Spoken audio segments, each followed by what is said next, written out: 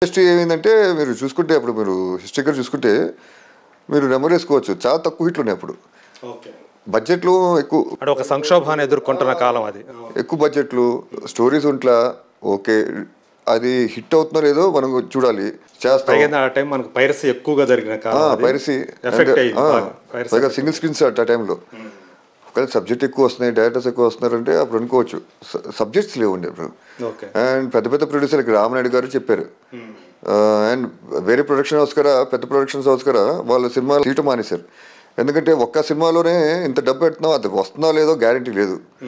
So దాంతో మనం దెబ్బతింటాం, road పాలవుతాం, అప్పులు పాలవుతాం అని చెప్పి రామనాయుడు లాంటి వాళ్ళే చెప్పారు. అప్పుడు ఇది బ్యాడ్ పీరియడ్గా ఉంది, ఫీల్డ్ కొంచెం ఇదిగా ఉంది అని చెప్పి వాళ్ళే ఆపేశారు. సో అప్పుడు నేను కదా స్టోరీస్ అంటే బాగాలేదండి స్టోరీస్. సో వింటున్నారు.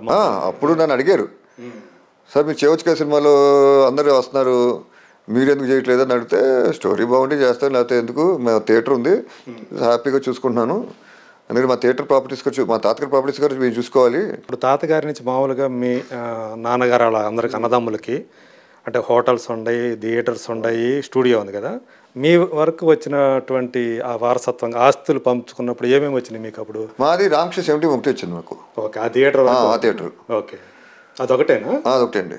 ఇంకోటి డాడీ స్టూడియో గారు చూసుకునేవారు, కానీ తాతగారు మెయిన్ అండి.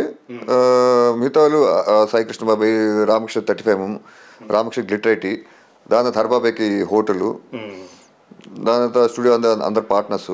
ఓకే, స్టూడియోలో ఇప్పటికీ అందరూ పార్ట్నర్స్ పార్ట్నర్స్ అండి. దాని తర్వాత మళ్ళీ హరబాబాయ్, దాంతో మోహన్ బాబాయ్ కెమెరామ్యాన్, ఆయన తారకరామ థియేటరు, బాలబాబాయ్ యాక్టరు, రామకృష్ణ బాబాయ్ స్టూడియో చూసుకునేవారు. ఆయన ఎండీగా పెట్టి ఆయన అధికారం మొత్తం ఆయనకి అప్పు చెప్పారు. రామకృష్ణ బాబాయ్కి మెయిన్, మిగతా అందరుగా చిన్నబాబాయ్ గారు, చిన్నబాబాయ్ గారు జయశంకర్ కృష్ణ గారు. ఆయన అక్కడ మెడ్రాస్లో ఇల్లు ఉందండి. ఇక్కడ స్టూడియోలో కొంచెం ల్యాండ్ ఉంది, అక్కడ ఒక బిల్డింగ్ కట్టడం జరిగింది. ఆయన ఇన్సూరెన్స్ కంపెనీలో పనిచేస్తున్నారు బాబాయ్. ఆయన వర్క్ చేస్తున్నారు, ఆయనకి ఇంట్రెస్ట్ ఉంది, అందుకే అలాంటిది ఏం లేదు. బిజినెస్ కాకుండా వర్క్ బిజినెస్ ఉందండి, ఇది ఉంది. అక్కడ మన చెన్నైలో బజులా రోడ్ ఉందండి, ఇల్లు అది ఆయనదే. టీ నగర్ కాకుండా ఇంకో ఇల్లు ఉందండి, అది అంటే టీ నగర్ ఇల్లు అమ్మేద్దాం అనుకుంటున్నాం అండి. ఎందుకంటే బ్రిడ్జ్ ఉంది కదండి, అది టీ నగర్ ఇల్లు, అది అమ్మేద్దాం అనుకున్నాను. ఎందుకంటే అందరూ ఇక్కడ షిఫ్ట్ అయిపోయారు హైదరాబాద్కి. సో అక్కడ ఎవరు ఉంటా, సో అది ఇంకా అమ్మేస్తే బెటర్ అని చెప్పి అది ప్లాన్ చేసామండి. సో అది ప్రాసెస్ జరుగుతుంది. అంటే ఈ మధ్య నేను చూసి వచ్చాను, ఎవరు ఒక వాచ్మెన్ మాత్రం ఉన్నట్టున్నారు దానికి. అది మెయింటెనెన్స్ అని చేస్తామండి, అది వీళ్ళు అమ్ముతామండి టైం వచ్చినప్పుడు. సో మొత్తానికైతే అంటే ఎందుకని అంటే దాన్ని తాతగారి జ్ఞాపకార్థం ఉంచుకోకుండా అలా అంటే ఏదో అప్పుడు ఏదో అన్నారు మ్యూజియం లాగా దాన్ని ఏదో మార్చాలని ఏదో ఆలోచన లేదు.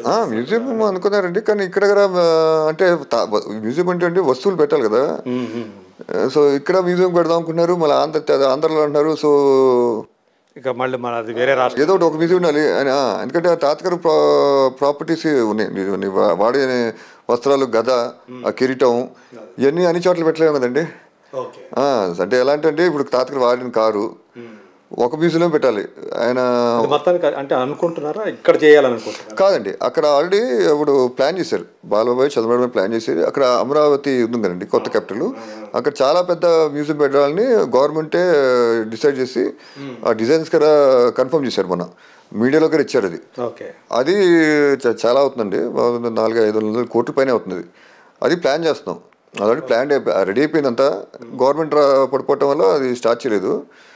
సో నెక్స్ట్ టైం వచ్చినప్పుడు అది ప్లాన్ చేస్తామండి. అంటే తాతగారి వస్తువులు అన్ని మ్యూజియంస్ లో పెట్టలేము కదండి. సో లిమిట్ ఒక చోటే పెట్టాలి. సో అక్కడ పెట్టాలని చెప్పి ఇక ఆంధ్రలో పెట్టుకుంటే బెటర్ అని చెప్పి అది ప్లాన్ చేసామండి. సో అది సో అట్లా మీరు నాన్నగారితో పాటు రామకృష్ణ 70 చూసుకుంటున్నాను అది. సో అదండి, నాళ్ళకి మీరు కథలు వింటున్నప్పుడు ఈ బ్రీత్ అనే కథ మిమ్మల్ని కదిలించింది. ఎస్, నాకు ఈ మధ్య అఖిల వంశీ అప్రోచ్ అవడం జరిగింది. సబ్జెక్ట్ ఉందంటే మనసులో అనుకునేవాడిని, మరి ఏమంటుందో ఏంటో సరే ఇందామని చెప్పిందంటే తర్వాత ఇంట్రెస్టింగ్ ఉంది. మంచి స్క్రీన్ ప్లేతో చక్కటిగా చేయటం జరిగింది. ఇందులో మంచి బీజిఎం అంటే బ్యాక్గ్రౌండ్ మ్యూజిక్ దీనికి బాగా కొడితే అద్భుతంగా ఉంటుందని చెప్పి అనిపించి ఎస్ బాగుందని చెప్పి సరే స్టార్ట్ చేద్దామని చెప్పి నాకు ప్రొడక్షన్ కూడా కొంచెం ఇంట్రెస్ట్ ఉంది, ఓన్ ప్రొడక్షన్ చేద్దామని చెప్పి ఇంకా స్టార్ట్ చేశానండి ఇది. ఓకే, అంటే దీనికి ఏమైనా ప్రిపరేషన్ చేయటం కానీ, అంటే మళ్ళీ మీరు మళ్ళీ స్టార్ట్ చేస్తున్నట్టు, ఇప్పుడు కొత్తగా స్టార్ట్ చేస్తున్నట్టు ఒక కొత్త నటుడి కింద. సో దీనికోసం ఏమైనా ప్రిపేర్ అయ్యారా, హోంవర్క్ ఏమైనా? ప్రిపరేషన్ నేను చెప్పాను, నేనైతే రెడీ. యాక్టింగ్ మా బ్లడ్లోనే ఉంది, బ్లడ్ వీడియోనే ఉంది. అంటే నేను ఇంతకుముందు అన్నానండి, నీకు యాక్టింగ్ ఎందుకు అన్నారు, యాక్టింగ్ కోసం ఎందుకు నీకు, నువ్వు బాగా చెప్తున్నావు, మామూలుగా మాట్లాడేటప్పుడు బాగా యాక్ట్ చేస్తాను, నీకెందుకు యాక్టింగ్ కోసం అన్నారు. తర్వాత కొంతమంది అన్నారు లేదు ఇప్పుడు ఫస్ట్ పిక్చర్లోనే నువ్వు అద్దరు కొట్టాలి పర్ఫార్మెన్స్, లేదు ఇది ఉంది అది ఉంది అని చిన్న చిన్న లోటుపాట్లు కూడా ఉండకూడదు, అంటే ఇప్పుడు కాంపిటీషన్గా బాగా పెరిగిపోయింది, సో ఫస్ట్ పిక్చరే అద్దరు కొట్టేసాడు అని టాక్ రావాలి. జనరల్గా ఏంటంటే 1-2 పిక్చర్స్ చేసి థర్డ్ పిక్చర్ పర్ఫెక్ట్ అయిపోయాడు అని అంటారు. నువ్వు అలా కాదు, ఫస్ట్ పిక్చర్లోనే పర్ఫెక్ట్ అనిపించుకోవాలి అని చెప్పారండి. అప్పుడు నేను సరే అభిషేక్ అని మన యాక్టింగ్ మాస్టర్ ఉన్నాడండి, అతను కుర్రాడు, అతను నాకు ఇచ్చినాడు, అతను నార్త్ ఇండియా నుంచి వచ్చాడు, థియేటర్ ఆర్ట్స్. సో మనం వంశీ అని చెప్పాడు, డైరెక్టర్ అక్కే వంశీ. అంటే ఇతను చెప్పే యాక్టింగ్ స్టైల్ వేరేగా ఉంటుంది. అభిషేక్ అతను, అది థియేటర్ ఆర్ట్స్. మనకు తెలిసిన న్యాచురల్ యాక్టింగ్, మెథడ్ యాక్టింగ్, ఇది మెథడ్ యాక్టింగ్ అండి. ఇది చేసామంటే సరే ఆ టెక్నిక్స్ అని తెలుసుకోవడానికి నేను 1 month ట్రైన్ అయ్యాను ఆయన దగ్గర. తర్వాత ఇంకా యాక్ట్ చేశాను మూవీ. ఓకే, సో మీకు డబ్బింగ్ చెప్పేటప్పుడు తర్వాత సినిమా చూసుకున్న తర్వాత అసలు ఏమనిపించింది, స్క్రీన్ మీద మిమ్మల్ని చూసుకుంటే? బాగుంది అనిపించింది, ఇట్ వాస్ నైస్, హ్యాపీ అనిపించింది, బాగా చేశాను. అది ఒక్కసారి నేను చెప్పకూడదు, జనం చెప్పాలి. ఇప్పుడు నేనేనా అన్న ఫీలింగ్ ఏమైనా కలిగిందా, ఇది నేనేనా అంటే మీరు ఒరిజినల్గా ఒకటి కానీ స్క్రీన్ మీద ఒకసారి అనుకున్నాను కరెక్టే, ఓ నేనైనా యాక్ట్ చేస్తున్నాను, ఇది నేనైనా అని అనిపించింది కరెక్టే. ఎస్. నాన్నగారు ఏమన్నారు ఈ సినిమా చేద్దాం అనుకున్నప్పుడు? నాన్నగారి నుంచి ఎలాంటి సపోర్ట్ వచ్చింది, ఆయన ఏమైనా జాగ్రత్తలు చెప్పారా? డాడీ ఎప్పుడంటే నేను సబ్జెక్టు ఇలా సబ్జెక్ట్ ఇంత ముందుగా అంటే డాడీ ఎక్కువగా ఏంటంటే తాతగారు లాగా ప్రతిదానికి ప్రతి సినిమాలో ఏదో మెసేజ్ ఉండాలనుకుంటారు. ఓకే, ఎందుకంటే తాతగారు మీరు చూసుకుంటే కెరీర్లో ఆయన ప్రొడ్యూస్ చేసిన అన్నీ కూడా సోషల్ మెసేజెస్ ఉంటాయండి, రైతుల మీద, కుటుంబం మీద ఏదో ఒకటి ఉంటుంది, సమాజానికి ఉపయోగపడే ఏదో ఒక మెసేజ్, ఏదో విషయం ఉండాలి. సో కాంటెంట్ ఉండాలి. ఆ రోజుల్లో చక్కగా స్టోరీస్ కాంటెంట్ మీద తీసేవారు ఎక్కువగా. సో డాడీ అనేవారు ఏదో మెసేజ్ ఉండాలరా, కాంటెంట్ ఉండాలంటారు. అదే బాగా ఇది ఉందే, అది జనంలో సమస్య, ఆ సమస్య మీద సినిమా తీయాలి, కానీ అప్పుడు పాప సర్టిఫికేట్ దొరకలేదు. సో ఇప్పుడు కూడా ఆయన స్టోరీ చెప్పినప్పుడు ఆయన లేదు యాక్చువల్లీ చెప్పాలంటే, ఫస్ట్ వినలేదు, తర్వాత విన్నారండి. అది బాగుంది, ఒక మెడికల్ మాఫియా మీద సబ్జెక్టు చక్కగా చేశాడు డైరెక్టర్ అని చెప్పి డాడీ ఓకే జాగ్రత్త చూసుకో ప్రొడక్షన్. ఎందుకంటే డాడీ పేరు ఊరికనే ప్రొడ్యూసర్గా ఊరికనే పేరు పెట్టారు, నందమూరి జయకృష్ణ అని. ఆయన గౌరవం ప్రేమ డాడీ ఓకే ఆయన పేరు పెట్టుకోరా, మొత్తం నువ్వే చూసుకున్నారు. ఎందుకంటే 72 years అయినా ఎక్కువ వర్క్ ఉంటుంది ఇక్కడ, సో వర్క్ ప్రెషర్ ఎక్కువ ఉండకూడదు డాడీకి, లైటర్ వెయిన్గా చేసుకోవచ్చు. సో వద్దు డాడీకి చెప్పాను, నేను వద్దు అన్నారు, నేను చూసుకోను అన్నారు. వద్దాడి, ఎందుకంటే వర్క్ ప్రెషర్ ఎక్కువ ఉంటుంది కదా, మీకు ఇబ్బంది అవుతుంది, హెల్త్ ప్రాబ్లమ్స్ వస్తాయండి, అందుకోసం అని చెప్పి తెలుసుకుంటాను. టెన్షన్స్ ఏం పడద్దు, హ్యాపీగా వస్తే టెన్షన్స్ ఉంటాయి అక్కడ. ఆయనకి మళ్ళీ ప్రొడక్షన్ అంటే చూసుకోవాలి కదండి, చాలా వర్క్స్ ఉంటాయి. సో ఎందుకు అని చెప్పి ఆయన కూడా హెల్త్ కాన్షియస్లో ఉండి ఆయన కూడా సైలెంట్గా ఉన్నారు.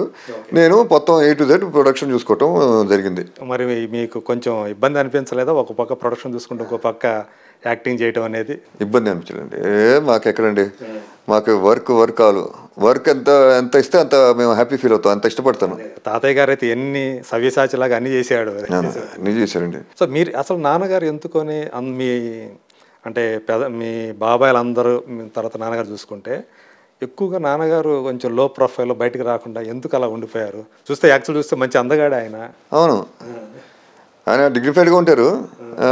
తాతగారు ఏంటంటే ప్రాపర్టీ సబ్ చెప్పేశారు, అంటే పెద్ద కొడుకు ఆయన, అంటే రామకృష్ణ పెద్ద కొడుకు వస్తారండి, ఆయన చనిపోయారు. ఆయన చిన్న వయసులో చనిపోయాడు కాబట్టి ఈయన పెద్ద కొడుకు అయ్యారు. సో అప్పుడు ప్రాపర్టీస్ చూసుకోవాలి, 70 ఉంది, 35 ఉంది, హోటల్ ఉంది. శంషాబాద్లో 250 ఎకరాలు ల్యాండ్ తీసుకున్నారండి. యాక్చువల్లీ అది ఎవరు తెలియదు, అది కదా అప్పుడు తాతగారు తీసుకున్నారు. అప్పుడు డాడీ చెప్పారు మ్యాక్సిమంగా జస్ట్ ఇలా చేయమని చెప్పారు. మొత్తం అంతా ఎగ్జిక్యూషన్ అంతా డాడీ చేసేవారు. దేనికో ఏ పర్పస్ కోసం తీసుకున్నారు అది? అప్పుడు ఫామ్ లేకండి, ఫామ్ లేక చేసేవారు, తోట గీట చేసేవారు, చాలా చేశారండి. అది తోట అది నేను ఒకరోజు అందరికి చూపిస్తాను తోట, ఎన్టీ రామారావు తోట వీడియో తీసి చూపించాలండి. మార్నింగ్ మధ్య చూసే ఆ తోట యాక్చువల్లీ అమ్మేశారు తాతగారు అప్పుడే. అవునా? ప్రాపర్టీస్ ఎక్కువ ఉండటం వల్ల చూసుకునేవాడు లేక, డాడీకి టైం లేక, అందుకే 70-35 హోటల్ ఈ ఏజ్ టైం సరిపోయింది మన స్టూడియో. సో టైం లేక ఇంకా అమ్మేశారు అది. సో అంటే ఇప్పుడు పెద్ద కొడుకుగా ఆ బాధ్యతలన్నీ కూడా నాన్నగారు తీసుకున్నారు. అవును, తాతయ్య గారు అప్పచెప్పారు. అవును. సో తాతగారు ఇంకా డాడీ మళ్ళీ ఫ్యామిలీ మెంబర్స్, ఫ్యామిలీని చూసుకోవాలి. సో ఇంకా అందులో బిజీ అయిపోయి లో ప్రొఫైల్గా ఆయన 7 అన్నదమ్ములు, 6 అండి. అవును, 6 అన్నదమ్ములు. అప్పుడు బాబాయ్ చిన్నవాళ్ళు, సాబాబాయ్, అరబాబాయ్ మిగతా వాళ్ళు చిన్నవాళ్ళు. మీకు మీ చిన్న బాబాయ్కి వయసు పెద్ద తేడా ఉండదేమో కదా? ఎవరికి? జయశంకర్ కృష్ణ గారికను మీకు వయసులో పెద్దగా ఎక్కువ గ్యాప్ ఎక్కువ ఉంటుంది. అవునండి, నాకు బాబాయ్కి చెప్పాలంటే 10 years తేడా అండి అంతే. బాబాయ్ గారు ఆయన డిగ్నిఫైడ్గా ఉంటారు. ఆయన కూడా అసలు బయటకు కనిపించరు. బాబాయ్ గారు కనిపించరు. మీకు చూసుకుంటే అసలు ఎవరు కనిపించారండి ఎక్సెప్ట్ మోహన్ బాబాయ్ కెమెరామెన్. ఆయన కూడా పెద్ద తెలియదు. సాయికృష్ణ బాబాయ్ తెలియదు, మా డాడీ తెలియదు, హరిబాబాయ్ ఒకరు తెలుసు, మోహన్ బాబాయ్ తెలియదు, రాంక్ష బాబాయ్ తెలియదు అప్పుడు ఫస్ట్లో, జయశం బాబాయ్ తెలియదు, ఉట్టి హరిబాబాయ్, బాలబాబాయ్ వీళ్ళిద్దరు తెలుసు. తెలుసు, ఎక్కువగా తెలీదు ఈ జనరేషన్ వరకు తెలియదు, అసలు ఎవరికి తెలియదు. సో ఎక్కువగా తెలిసిందంటే హరికృష్ణ బాబాయ్, బాలబాబాయ్. బాలబాబాయ్ అంటే మీకు తెలుస్తుంది, ఆయన గురించి చెప్పగల చరిత్ర. సో బాలకృష్ణ గారి ఇది వచ్చింది కాబట్టి ఆయన కొంతకాలం క్రితం చూసుకుంటే ఇంక బాలకృష్ణ గారి పని అయిపోయిందిరా అని అనుకున్న టైం కల్లా ఒక సింహ, ఆ తర్వాత ఒక లెజెండ్, అవన్నీ అయిపోతే ఇప్పుడు 60+ ఏజ్లో ఆయన వరుసగా 3 పెద్ద హిట్లు ఇవ్వటం అనేది, అంటే బాలకృష్ణ గారిది ఇప్పుడు కెరీర్ పీక్ స్టేజ్లో అనే ఒక టాక్ నడుస్తూ ఉంది. సో మీకేమనిపిస్తుంది ఆయన కెరీర్ అది చూసుకుంటే? ఆయన ఇప్పుడు అంటే మధ్యలో అంత చాలా ఇబ్బందులు పడ్డాడు కెరీర్ పరంగా, ఫ్లాప్లు ఎదుర్కొన్నారు ఆయన. తర్వాత బోయపాటి గారి కాంబినేషన్లో ఒక సింహ, ఒక లెజెండ్ లాంటి సినిమాలు వచ్చినాయి. మళ్ళీ వేరే సినిమాలతో మళ్ళీ ఇబ్బంది పడ్డారు. కానీ ఇప్పుడు అఖండం నుంచి ఇంకా ఆయన తిరుగులేదన్నట్టుగా నడవటం, దీనికి తోడు అన్స్టాపబుల్ అని ఒకటి షో తోటి ఆయన దేశంలోనే నెంబర్ 1 టాక్ షోగా నిలవటం. సో మీ బాబాయ్ని చూసుకుంటే మీకు ఏమనిపిస్తుంది? చాలా అందంగా ఉందండి.